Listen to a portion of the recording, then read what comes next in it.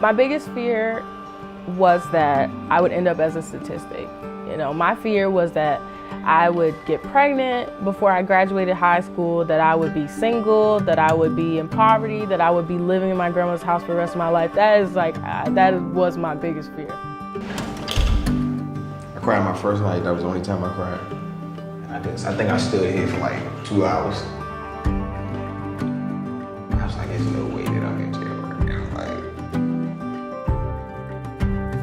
I've always had one big dream and one goal in mind. My dream was to always go to college. I didn't know how I was going to go to school, but we knew that I was going to college. That was the non-negotiable. My greatest fear was not making it. Because I live around people that I can't really say that was successful. I would have to be the person that gets out of this home to make it for my family. The only way for me to get my mom off of drugs and my brother to graduate from high school and to make it in life, I'm going to get good grades and I'm going to go to college. That would be the only way. As you can imagine, growing up in Southeast DC, there was a high crime rate. So there's a lot of drugs, there's a lot of dealing going around, there's a lot of killing going around. How can I go to college when my parents are struggling to make ends meet? How can I go to college when, you know, everyone around me, they have to rob people just to have money in their pocket? My father was in and out of prison since I was about 2 or 3. So I didn't really see him or grow up with him or have that relationship. As a child, as a young person, as a teenager, if you have a parent that is in prison, it's a taboo issue a lot of times. Like, it's not something you just put out there on the table. I knew no black man in my life that had ever successfully finished school or went on to college, if that, or, you know, lived a life where they didn't get in trouble and they weren't incarcerated and they weren't in trouble with the law at some point in their life. And with the College Success Foundation and with the Thurgood Marshall Academy, they both took a chance. Them having the, you know, I guess say the love of God, you know, to take a chance and allow me to attend their school and giving me the opportunity to pursue this scholarship, it really changed my life and I could go to college. Just being exposed to something that's not your neighborhood or where you come from, it really changes your life. And realizing that I had potential, that's what the College Success Foundation does.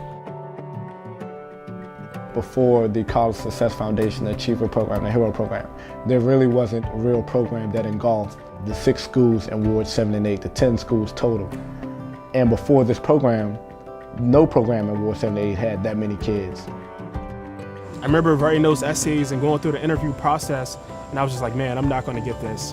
This kind of stuff isn't meant for me. But once I got into College Success Foundation, it truly changed my life.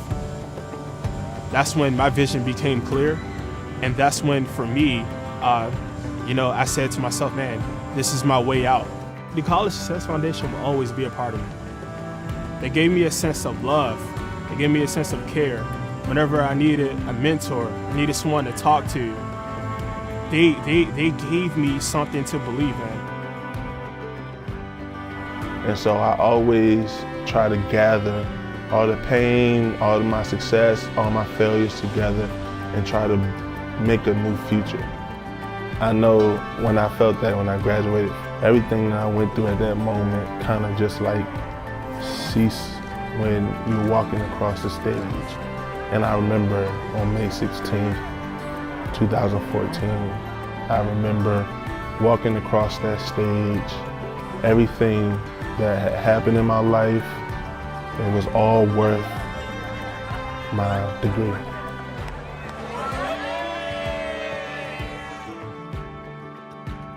I can say I was probably one of the first black men to leave my neighborhood and go to school. I've motivated my sister to go to college. My sister wasn't really interested in going to college, and without the scholarship, she wouldn't be in school either. We're individuals.